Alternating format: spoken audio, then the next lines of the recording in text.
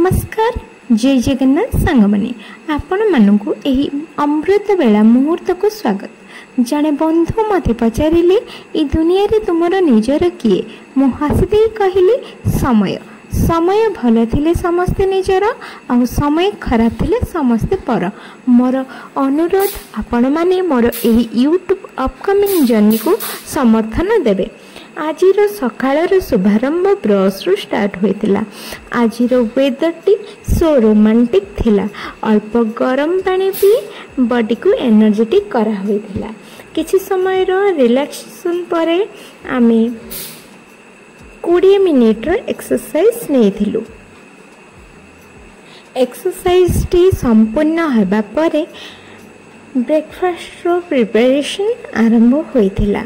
आज रो ब्रेकफास्ट रे सैंडविच थिला। तो सैंडविच प्रिपरेशन ले हमको 20 मिनिट समय लागिला। संपूर्ण रूपे कहिबा पई गले खाइबाटी सो टेस्टी होइथिला। अल्प कथा स्वल्प खाइबारे आमे ए भिडियोटी को संपूर्ण करूछु। आजिर एई भिडियोटी आपण माननकु केमिति लागिला कमेंट करी निश्चय जणेबे। भल लागिले लाइक करिवे, शेयर करिवे।